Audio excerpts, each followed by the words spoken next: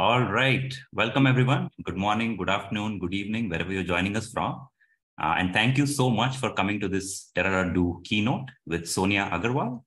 And as Kamal was just saying, great to see so many familiar faces and also great to see so many people I don't recognize, but welcome to all of you. My name is Ashwin Apte, and I am the director of Terra's 12-week flagship course, Climate Change Learning for Action. This talk today is the keynote address for the fellows in our newly launched Dingoes cohort of Learning for Action. And it is also one of the expert guest talks for the fellows in our ongoing Condors cohort. So these two cohorts together represent nearly 300 fellows from more than 20 countries, and they come from a broad range of professional backgrounds. Teachers, entrepreneurs, software engineers, journalists, bankers, farmers, activists, there's a whole range. And all of them are looking to apply their skills to solving for climate change. For folks who are new to Terra, a little bit of background on the course itself before we begin. The Learning for Action course is an intensive exploration of climate science, climate impacts, and climate solutions. And it's a combination of written classes, live weekly lab sessions, deep dives, and expert guest talks and workshops. All of these are intended to help fellows learn about climate change so that they can find their role in working to address it. And a little background about Terra. So Terra.do was founded in 2020, 3 years ago, with an ambitious goal of getting 100 million people working on climate change this decade. And to achieve this goal, we offer a combination of climate education, connections to employers and climate jobs, and also a supportive community of people who want to make a difference on climate change. You can check out our programs at Terra.do on the web, and you can download our app available on the Apple App Store and on Google Play. We offer a new cohort of the course, Learning for Action, every 6 weeks, and we urge you to check it out if you want to learn more about how you can become involved in addressing climate change. Our next cohort begins on September the 5th. Just as we get ready to get started, a few points about this Zoom session. Please mute yourself so we can all hear our speaker. Following the talk, we should have time for questions and answers, although we are only taking questions from our current fellows, so fellows in the Condors and the Dingoes cohorts. And we are going to use Slido, an online question and answer platform. Condors and Dingoes fellows, you can find the Slido link in a message about this talk in your cohort's Slack channel. So please go ahead, open that up, and you can start putting in your questions and upvoting questions that you see there whenever you like. All right, so welcome once more. I'm going to pass along to Kamal Kapadia. So she's the co-founder of Terra.do and the creator of our Climate Change Learning for Action course. And she'd like to introduce Sonia first up. Over to you, Kamal. Thank you, Ashwin, and thank you all for being here. As Ashwin mentioned, I am Kamal Kapadia. I'm co-founder of Terra.do, and I'm also the lead course creator of the Learning for Action program. I am delighted and honored to have this opportunity to host and introduce Sonia Aggarwal. Many of you are probably aware that probably the most important piece of legislation ever written on climate action is the cleverly named Inflation Reduction Act, a very hefty package of far-reaching climate policy measures passed by the US federal government just about a year ago in August 2022. I say most important because as the world's largest historic emitter of greenhouse gases, the US owed it not only to its own citizens, but to the whole world to pass legislation that was truly far-reaching and ambitious. And incredibly, it did. And guess what, folks? Right here with us today is one of the people who worked directly on this historic law as a member of the Biden administration and played an important role in bringing it to life. And incredibly, that is only one of Sonia's many accomplishments. Let me tell you a little bit more about her before passing her the mic. Sonia is Chief Executive Officer of Energy Innovation, where she leads the organization and works closely with partners and policymakers on effective climate and clean energy policies across North America, Asia, and Europe.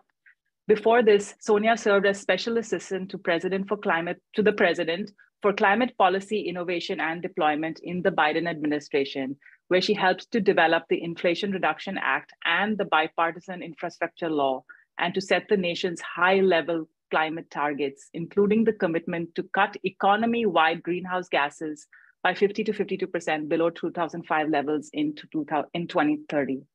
Sonia also co-chaired the Biden administration's Climate Innovation Working Group and focused federal initiatives to reinvigorate clean energy manufacturing across the country.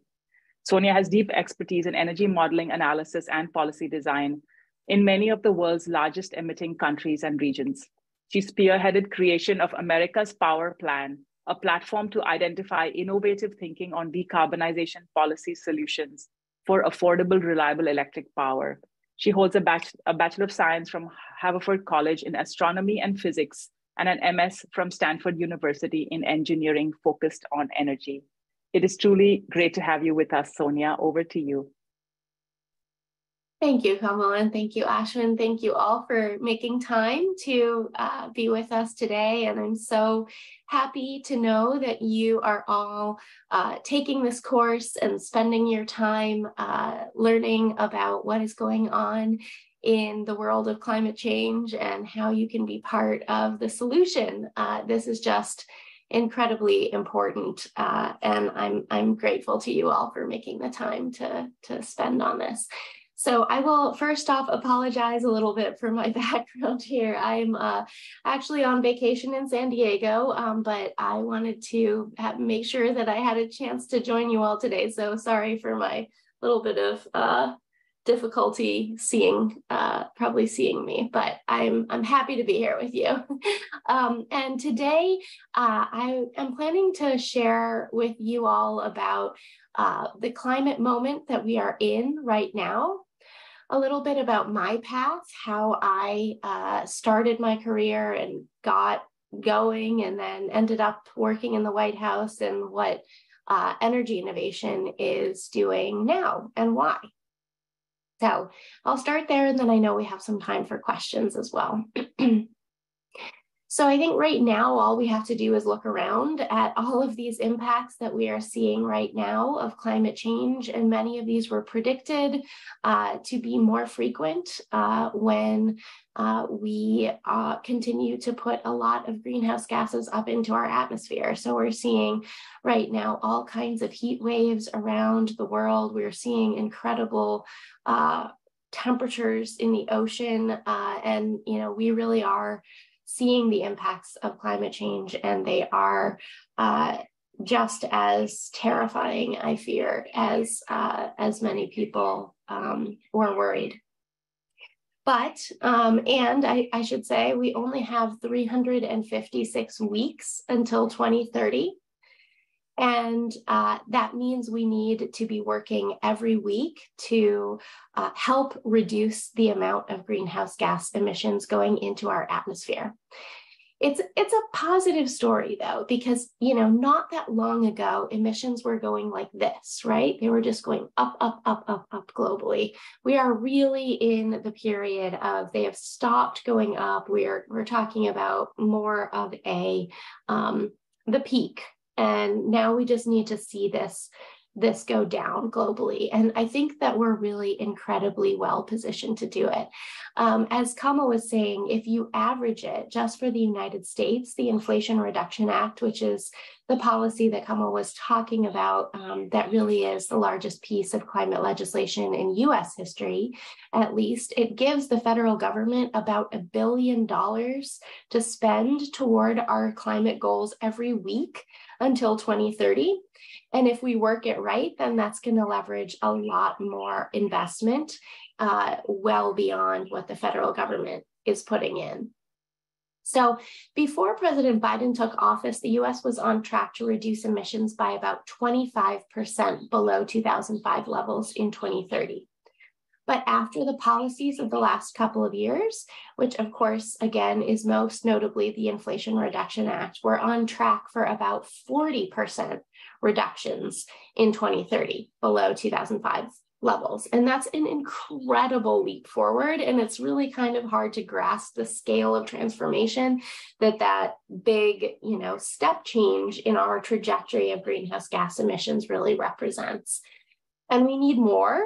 And we need to do it even faster because we have set a goal for 50 to 52% reductions below 2005 levels in 2030, also, as Kamal mentioned at the top. And then, of course, we need something on a similar level of ambition in other major emitting countries around the world. And of course, some others are really moving forward. The EU, for example, and in others, we have more of a mixed story, like in China or in India. But this is truly an existential project. There is no bigger prize than keeping our kids healthy, preserving this incredible human species, making the lives of people and animals all over the world just a little easier for thousands of years to come. That's the scale of impact that we are talking about when we talk about climate change. So to work on climate change at this particular consequential moment in history, it's the decisive decade right now. This is just a profound opportunity. So I'm just so glad that you're taking this course to immerse yourself in this important work. And we're also at a pretty exciting moment because we fundamentally know what to do to address climate change, and we are really learning how to win the opportunity to do it. We're talking about nothing short of a total global economic transformation within 1 or 2 capital stock turnover cycles of all the pieces of equipment in our economy that produce greenhouse gases. So we need to be replacing everything that is retiring with an equivalent piece of equipment that can provide those services without pollution. Sorry, just give me one moment.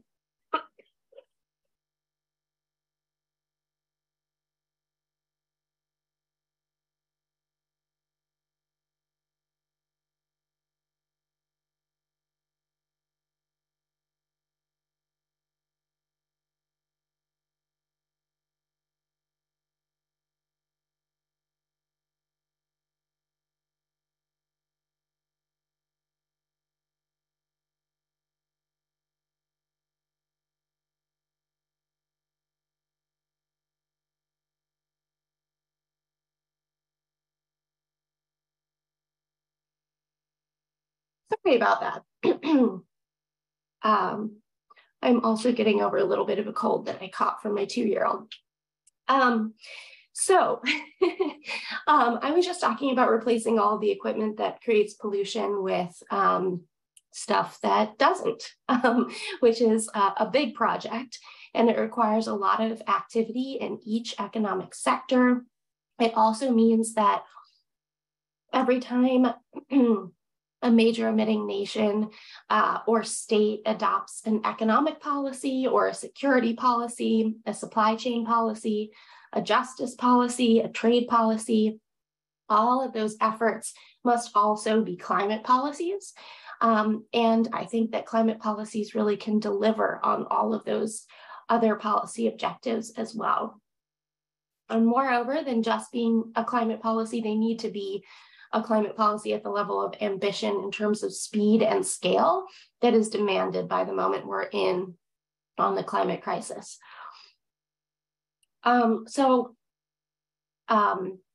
Maybe to kind of move from the moment that we are in to a little bit about my background, which I normally don't spend so much time talking about, but I know that this group of people is coming from all kinds of diverse backgrounds and looking to get into climate work. And so I thought I would share a little bit about my path and how I got to where I am. So I studied science in undergrad at college, and I studied astronomy and physics. And then I started doing some research in an observatory in South America and was looking at the dynamics of a binary star system. And it was very incredibly interesting and intellectually stimulating. I had always been, an environmentalist and cared about planet Earth, but hadn't really figured out how to make that my career. And so I kind of, really got to the point where I was wondering why I was kind of looking out and doing this research that maybe a handful of people might find interesting, when I could try to apply the skills that I had learned, a technical background, to the climate fight in whatever way I could figure out how to do it. And so I got my foot in the door at a public relations firm in San Francisco that focused on helping clean tech companies figure out how to communicate to potential investors, to customers, to partners, and to the media. And it was a very helpful experience for me. So somebody with an astronomy and physics background working at a PR firm is not what most people first think of, but communications is such an incredibly important part of being effective in such a multidisciplinary area as climate change. There's so many different ways that we all can work on climate change because it affects everything in our economy and in our society. So it was an incredibly helpful way to get into this work. It helped me meet a lot of people. I think that, first, when you are entering this field, just trying to meet as many people as you can who are working on something related to what you are working on is a really helpful way of just beginning to figure out where you fit in the landscape. Sorry. And so that was great for me. I began to build up my network, understand what other people were doing, what companies were doing. And I spent a couple of years just figuring the field out a little bit in that way.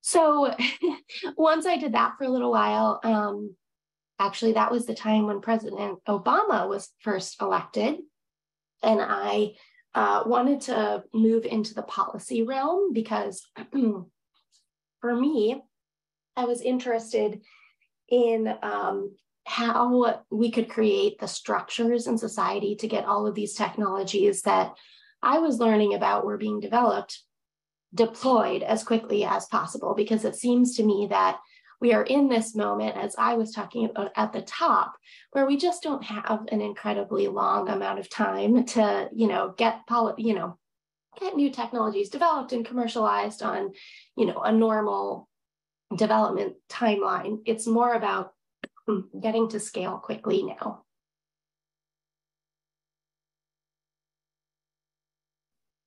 So I moved into doing policy research, looking at where in the world we could deploy the various technologies we have to reduce greenhouse gas emissions at least cost, and how much that deployment could reduce greenhouse gas emissions. So I worked on research projects like the McKinsey Global Greenhouse Gas Abatement Cost Curves with McKinsey, and then ended up leading global research for Climate Works Foundation, which was looking at how to deploy resources to nonprofits around the world who were advancing policies to get these technologies deployed at scale. And then about 10 years ago, or 11 now, we founded Energy Innovation. And the purpose of that organization is to provide a quantitative analytical basis for where we can see the fastest and best greenhouse gas emission reductions, best defined as, how can we put in place policies that will also achieve other societal goals, even as we reduce greenhouse gas emissions, whether those are equity goals, economic goals, public health goals, or other important goals that policymakers have. So how do we put together a package of policies that can actually reduce greenhouse gas emissions at the speed and scale required for the climate crisis while also achieving these other objectives? And then Energy Innovation works with policymakers in the large emitting regions around the world to help get these policies in place.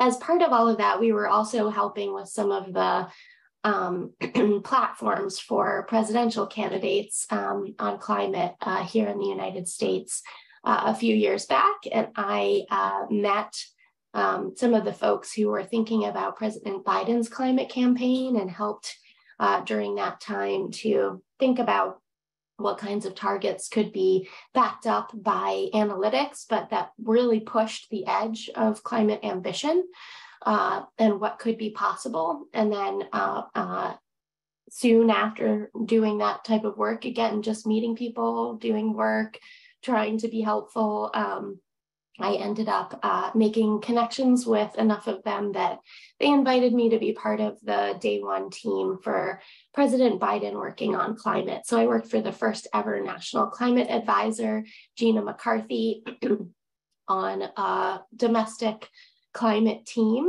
focused on how do we put together, again, the policies that will help us reduce greenhouse gas emissions here in the United States.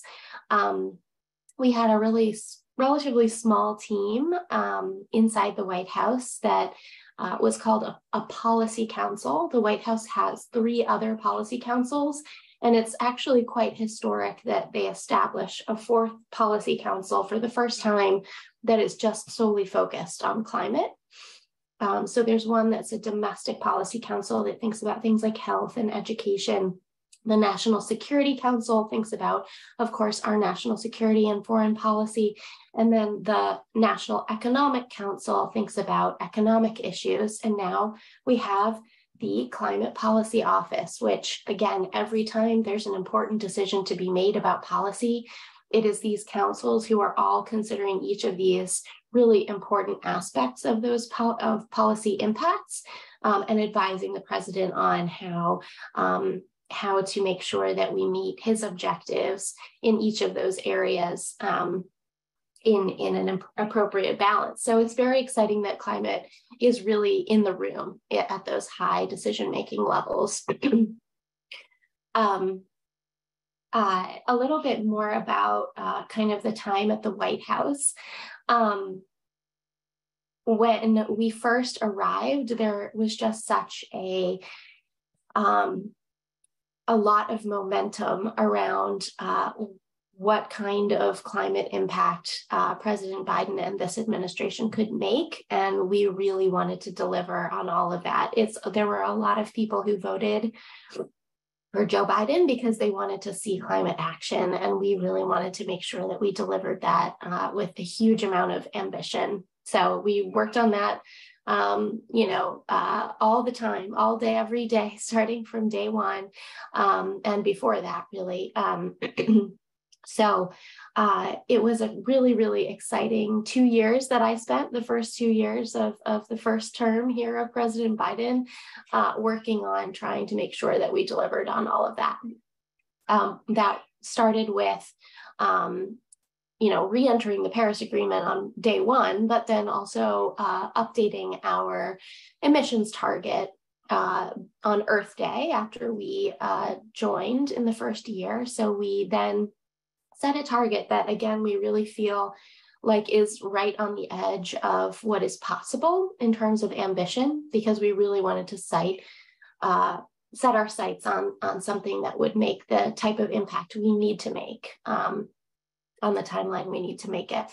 And then there was a lot of negotiating with Capitol Hill. So of course, our Senate and House have to write a law that then we can, as a federal government, execute upon, right? So the president doesn't have unilateral capabilities to just change many things here in the United States. So then we worked with our colleagues on Capitol Hill for the next year and a half or so. We passed some really important pieces of legislation like the Bipartisan Infrastructure Law, the CHIPS Act, which helps us allocate more funds for R&D that help with climate. And then finally, the Inflation Reduction Act. So just to pause on the Inflation Reduction Act, we've talked about it at a high level a couple of times in this today already, but just what is it and what's inside there? I think it might be worth spending a moment or two on that. So it includes provisions that are going to clean up America's electricity system, our vehicles, our transportation systems, our buildings, our heavy industrial sectors, and agriculture and land use. In the electricity sector, we adopted a lot of tax credits that will support wind, solar, energy storage, nuclear, carbon capture and sequestration. There are provisions to help rural electric providers and financing provisions that can help convert old, dirty infrastructure into modern, cheaper, and cleaner sources. And in general, we really expect that this is going to stimulate a huge increase in solar and wind and energy storage built around the United States. Those are just some of the most cost-effective options for clean electricity. Global solar capacity is set to almost triple between now and 2027, surpassing coal and becoming the largest source of power capacity in the world. Offshore wind is incredibly high growth at the moment. Of course, there are some supply chain challenges with offshore wind, but we see that playing a really important role in the overall electricity sector, and there are supports for that in the Inflation Reduction Act. There's also tax credits for zero-emission vehicles, and we're expecting that those are going to continue to increase the pace at which, Americans are buying electric vehicles. In across the nation, in the U.S., our numbers are still relatively small for electric vehicle sales. But in California, already almost 1 of every 4 cars being sold right now is electric. So that's a transformation that we see is really underway. The stats are similar to California in all of China as well. So this is really a global transformation in many of the largest car markets. The law also has a methane emissions reduction program that places a fee on methane that leaks from the oil and gas system, and that rises up to $60 a ton of CO2 equivalent, and that dovetails nicely with regulations that are underway at the Environmental Protection Agency on methane emissions that are happening under a longstanding authority that doesn't have to do with this law. In heavy industry, the law also includes billions of dollars of investment and new financing, as well as some disclosure efforts and government procurement programs that are intended to kickstart zero carbon industrial activities in sectors like steel, cement, fertilizer, other chemicals, the large industrial emitters in our economy. And then across most of the law, there are provisions that support high quality jobs, that support manufacturing, and providing economic opportunities for the communities that have historically borne the biggest burden from pollution here in the US. And I guess I'll just end the kind of discussion of what's in the Inflation Reduction Act with just a note that it is a lot of incentives in this law, and that is due in part to a quirk of our legislative system, which caused us to have to confine this policy to things that increase or decrease the federal budget. But it also is true that the response from companies has been so positive since this law was passed. We just saw the announcement of the 100th clean energy manufacturing facility here in the United States announced since the law was passed. We're seeing a flood of additional investment in clean energy projects. And that's really one of the reasons we believe that this law is going to persist well beyond this particular presidential administration and this Congress. And we think that federal policymakers are likely to even, double down on the things in this law. And that's really due to the fact that the benefits we are already seeing. And my child has now entered the room. Give me just one more moment. I'm so sorry. Today is a little bit of a crazy day. Just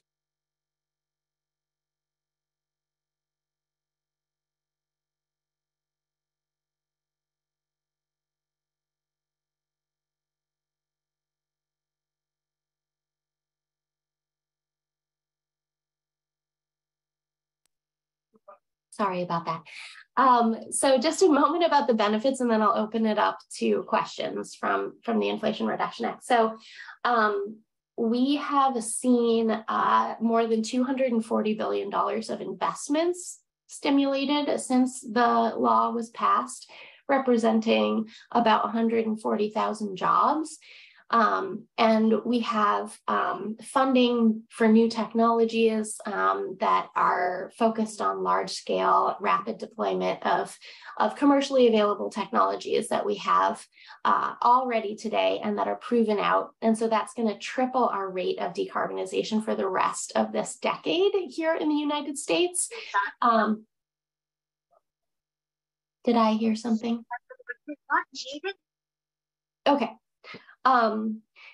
So that's helping us to get on track for 2030, again, with 40% economy-wide greenhouse gas emission reductions, avoiding more than 4,000 early deaths and about 120,000 asthma attacks that year that would have happened without this law. And also at the same time, supporting more than 1 million more jobs and also $200 billion each year in increased GDP compared to 2030 without this law. So it's just an incredible amount of impact. There's a lot of stuff in here. And I wanted to be able to share all of that with you because I think that like I started with at the beginning, we are just in an incredibly important moment of opportunity for climate action. And it's a great time to get involved because the economic opportunity and growth of all of these industries is just really at the beginning of where it will go and it must go here in the US, but all over the world if we're going to be serious about meeting our overall climate goals and doing what we must do. So I will pause there and see if there are questions. Great. Well, thank you so much, Sonia. I'm going to go through some questions that we have accumulated through Slido. So the first we have coming in from James, and he's curious about what are the communications challenges for implementing current climate solutions like the IRA, and what political solutions should be our next priority? Sure. So I think that this is mostly a communications question, but I think there is a secondary component that also talks about additional policy or additional action beyond what we've already taken. So I think on the communications component of this, I think that meeting people where they are on issues that they first and foremost care about is going to remain incredibly important. So we can't always sell climate action just based on the fact it's good for the climate, because I think we are just in this very cool moment where the same technologies and equipment and infrastructure changes that address climate change also provide all of these other benefits, whether it's national security benefits, energy security benefits, justice and equity benefits, or if it's, even just reducing the cost of your energy bills, that's always incredibly resonant. And so, trying to make sure that every time we're talking about the reasons why we should transition to clean energy or, undertake these changes more broadly, always looking for the other benefits that we can talk about with people is going to be really important. On the second piece around where we should go next, always just continuing all of those messages is great. So we don't have to ever stop doing that. In addition, we have a huge amount of opportunity in the industrial sector that is left on the table here in the United States and probably, I would say, in most parts of the world, because we're further behind in decarbonizing some of that heavy stuff that goes into everything around us. So if you look around, the glass, the rebar in your walls, all of that, the steel, the cement, those are things that we are further behind on scaling the solutions to make all of that stuff without creating greenhouse gas emissions. So that's another area that I think we need to pay a lot more attention to. And we can always talk about that in the sense of modernizing our industrial sector, on making sure that we are manufacturing the goods that will be most demanded as the world moves toward a zero carbon economy. And those are, I think, resonant frames for that work.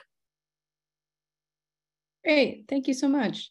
There was another question about if you could dive a little deeper into your focus at EI and what role is your organization trying to play in helping us hit our climate targets? Sure. So I am the CEO of Energy Innovation, which is a nonpartisan research and analysis firm that works with policymakers who are interested in adopting ambitious climate policies to understand, what should those policies be? How can we learn from others who have already adopted similar policies? What is the appropriate level of ambition, speed, stringency, or incentive level, or whatever the case may be for each of those policies? Get them connected with other people, peers that may have attempted to do these policies in the past or been successful. That is really what we do. So we have an open source energy policy simulator, which covers about 55% of the world's greenhouse gas emissions, but on a country by country basis. So we try to analyze things where there are people who can make some decisions that can affect those things, right? So it's not a global model. It's, a model for the United States, a model for India, a model for China. So we really work with the large emitting regions and create pieces of analysis that can help them understand what is the package that delivers on the overall climate and other objectives that they may have. It's all open source, like I said. It's all, researched and documented, and you can download the entire thing and, decide whether you agree or disagree with different assumptions or pieces of data in it. And the idea is just to provide this tool to policymakers who are interested in trying to figure out what should they spend their political capital working on, what's going to really move the needle on greenhouse gas emissions or other, again, important outputs that they care about. So the model also talks about public health impacts, about economic impacts, and all kinds of others as well. So that's just available online at energypolicy.solutions. And we encourage everyone to take a look at it and decide what you think, play around, see whether different solutions move the overall greenhouse gas needle and by how much. Super. Thanks, Sonia. So not surprising with this group we have collected here, a lot of folks are voting for the question, where do you recommend we work to have the greatest impact on the problem? Where? So it really depends. It's not like there's no one answer, right? Because climate change touches so many different pieces of our economy, so many different parts of our lives. That's one of the benefits, right? If you want to work on climate change, you can do something that leverages your prior skills and still probably make an incredibly important impact. So, if you're really interested in technology, I would say working more on the heavy industrial sector is the place where we may need more technological solutions still. If you're interested in policy, trying to find a place to work that has its hands on the lever of a lot of greenhouse gas emissions. So maybe sometimes that's a public utilities commission here in the United States, something that's looking at, really detailed decision-making around the large greenhouse gas emitting sectors, whether that's electricity or transportation, industry, buildings, lands.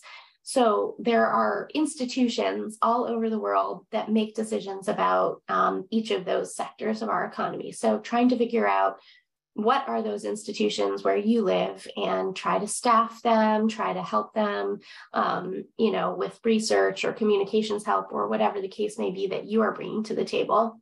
And then, of course, the private sector, there's plenty of opportunities then for, within these frameworks that policy sets out to make sure that we actually execute such that we really in the real world see the emission reductions that all of this is intended to create. So there's a huge swath of opportunities. I wish I could say, go to this one website and get a job at this one place. But the truth is that we need to change so many things about how we do our work and how we live our lives that then translates into the fact that there are just an incredible number of opportunities. But I think if you're trying to make the biggest impact, my one piece of advice is just follow the tons. Follow the tons of greenhouse gas emissions. Look at where in your region, where in your country or state or your, however you define where you live in this world, look at where are all of the greenhouse gas emissions coming from in your spot. And then try to figure out how you can apply your skills to best help advance reductions of those emissions for your particular area. And that may be a nonprofit, it may be a business, it may be a government entity, and they are all incredibly important. Great, thanks, Sonia. So the next question is there any traction in the US for enacting a meaningful carbon tax? At the federal level, I think the answer is no, I'm afraid. I think that there's been a long history of back and forth on this question, right? And I think my personal view, and this is Sonia only, not, me representing anything else than that, but it's that, if we had adopted a carbon price back when researchers started to identify climate change as large of a problem as it is, and if that price increased over time since then to meaningfully reflect the impacts that greenhouse gas emissions have on our society, we would be in an incredibly better place than we are now. Having failed at adopting those policies, for prior decades, I think that a carbon price at this point is likely to also be an inadequate policy to address climate change at the speed and scale that it needs to be addressed. Because we always see, there's always going to be a fight. Is it, we need it to be at this, what sounds to be an insane level to most folks who are working on these policies in order for it to actually have the overall impact that we need to have on the timeline that we need to have it.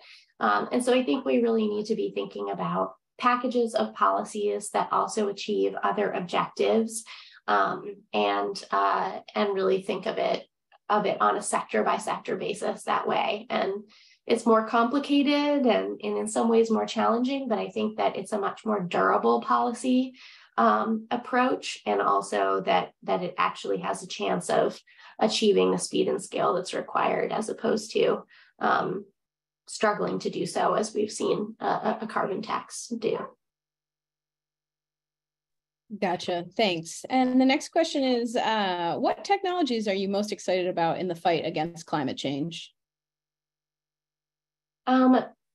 Well, I guess, again, it sort of depends on what you're most interested in, because there are the technologies of the prior decades that were technologies, and now they're commoditized. Essentially, they're things like solar and wind.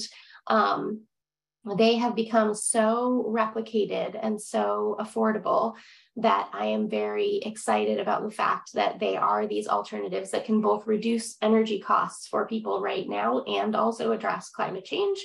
And deploying them at massive scale is the project of the coming years. I think as far as like excited about new technologies, technologies that can, again, address some of our heavy industrial emissions are the ones that I'm really most excited about seeing developed further.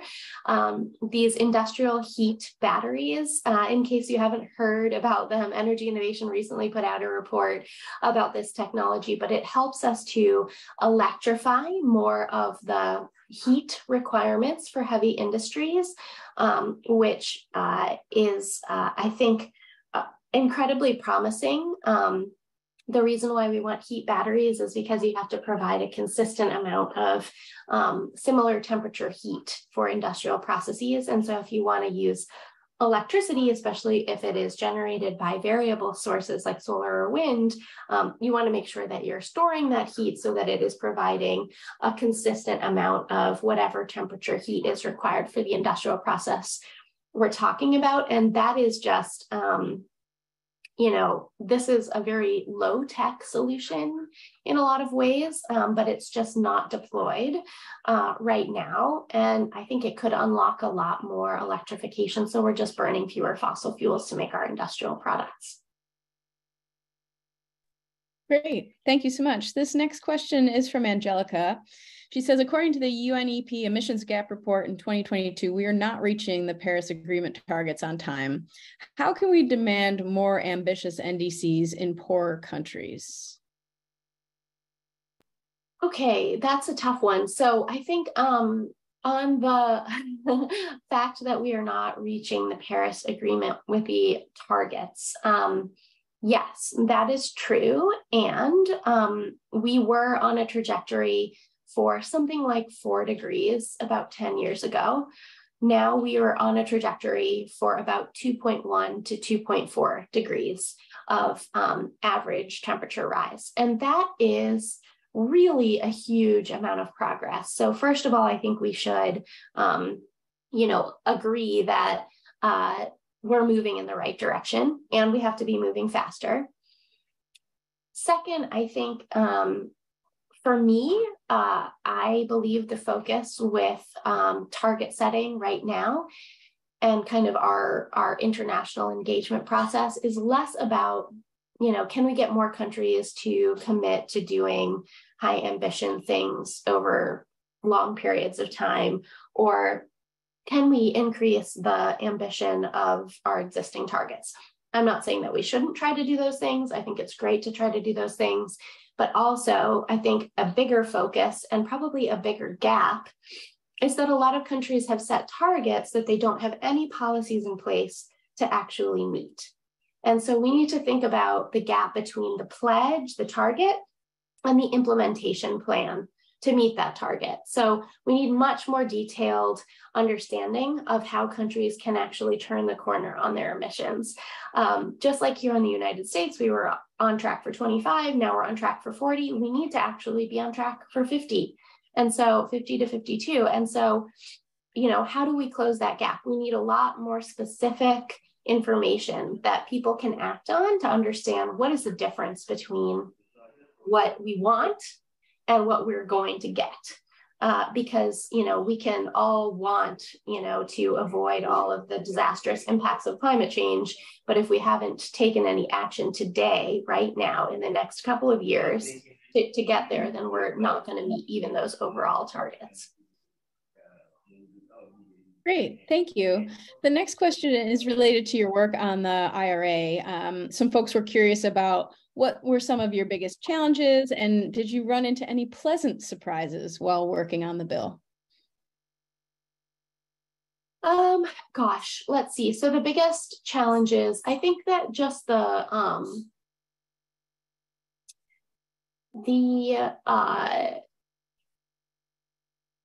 was honestly somewhat surprised that some of the players who, from my estimation, were in a position to do quite well based on the Inflation Reduction Act provisions, which of course started out as Build Back Better. And then Build Back Better was sort of this big platform, right? And that was had all kinds of stuff in it, including non-climate change things like healthcare things and care economy things and education things. And so that became then the Bipartisan Infrastructure Law and the Inflation Reduction Act for the climate components of what was in Build Back Better. One of the big surprises for me was just how much some of the folks who really stood to benefit from these laws were not supportive of the laws, and really required quite a lot of consultation and understanding and kind of going back and forth on what actually is in these things, and why do we think that it might actually be good for their businesses, and how might they orient themselves around taking advantage of all of these additional incentives. Those were sort of surprises to me, because in some ways, you would think that a package of incentives would be appealing to people who could take advantage of those incentives in many cases. But of course, in any transformation of this scale, there are going to be, people who show up on the financial upside and those who don't. So there's always that push and pull. As far as pleasant surprises, I do think that the fact that we were able to design the policy package in such a way that it can achieve those other objectives that so many other people have, whether that's reducing energy bills or improving public health or improving equity and making sure that communities that have been badly impacted by pollution for so long are actually seeing, real economic opportunities that are appropriate for those communities, not just, pie in the sky ideas. That part was really pleasantly surprising for me, and also just how many people have responded since the law was passed with new announcements of projects, and whether that's manufacturing projects or building new clean energy projects. There's just an incredible amount of opportunity that is already showing up, and that part is even faster than I thought it might be. So that part is great. Excellent. Thanks, Sonia. I'm going to combine a couple of questions here. In the current policy discussion, do you see any talks of eliminating or reducing subsidies for fossil fuel companies? Yeah, so that is actually part of an executive order that the president signed in the first week in office, was to eliminate all federal subsidies for fossil fuels. And that, as probably everyone on this phone call knows, there's a lot of those hidden in all kinds of different ways throughout our system. And so the project to eliminate those has been ongoing since that executive order was signed. But the fact that there is a directive from, the president of the United States to do that means that, that is being carried out and that it is happening. And it doesn't mean that it happens, overnight, because like I said, the blatant subsidies are not really there. We're talking about the things that are more subtle and making sure that all the programs that use federal dollars are going toward things that have zero emissions, not that are burning fossil fuels. That's here in the U.S., right? And then there's the global project as well to do this. And I think that various countries around the world are at various different points on this, right? I mean, some are still absolutely financing the building of new coal plants. That's the other end of the spectrum. So we're not done, and that's another big area of work that I think is really fruitful. Gotcha. And several folks are asking about the implementation challenges that you foresee with the IRA. Yeah, so first of all, it is such a large and comprehensive program. Much of it is going through the tax code. which is not how one would design policy in a vacuum, but it is how we had to design policy here in the United States. And that is, going to be a challenge. So making sure that all the guidance is very clear and how people can take advantage of all of these different incentives, that's all still rolling out from the Treasury Department here. So that's on the kind of policy side. On the, on the ground side, I think everyone is probably quite aware of the fact that it is challenging to build things quickly here in the United States. And we want to make sure that we're really doing a good job balancing all of the community protections and environmental protections with the rate of build out that we need for clean energy in order to really move the needle on greenhouse gas emissions. And so that will, I think, remain a challenge. I think that there's a lot of attention on it right now. And so I expect that there will be progress. There's attention from Congress, there's attention from the Federal Energy Regulatory Commission, but there's also attention from lots and lots and lots of people at the state and local level on these issues.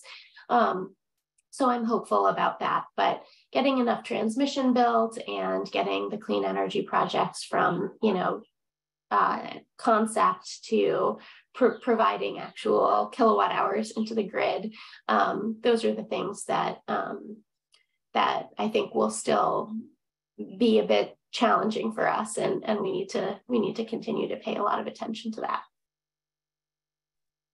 Great, thanks. Well, we're almost to the end. I would just ask, because this came up in a few questions, if you have any last bits of advice for folks wanting to transition into climate work. I guess it's just, bring what you know, because we need it all. It's not necessarily about going to ground zero and trying to learn an entirely different skill set because that's like the perfect one for solving climate change. It's not like that. I think really, I truly believe we really need people from all different kinds of backgrounds to apply the skills that they already have to this particular challenge and opportunity that we now face. And so you're in the right place. It seems like this course is going to be really helpful, and just talk to as many people as you can, talk to people who are working in this, talk to your friends who are not working in it, and try to see if they might want to join you in this quest, and just thank you for caring and for making the choices that you're making already. Thank you, Sonia. This was so great. I mean, firstly, thank you for all of your work, and it's clearly showing us a path of what is necessary and what is possible. And also, thank you for coming in today to speak with our community, powering through your cold and also in the middle of your vacation. There's so much insight. I think the one thing that resonated me with today, you said this early on, every policy has to be climate policy. And also follow the tons. Let's not forget, follow the tons. And also, the audience, thank you very much for being here, for your amazing questions. I could see so much engagement on the Zoom chat, people asking for help, asking questions, and other folks offering answers. That was great. That's the essence of community that we're trying to build here at Terra. If you haven't already, please do check out the Learning for Action course and all our other offerings at Terra.2. Thank you, Sonia. Thank you, everyone, for coming in today. And I hope to see you at a lot more events like this one. Thank you. Thank you, Sonia. And thank you, everybody. Thank you, Sonia. Follow the tons. That's awesome.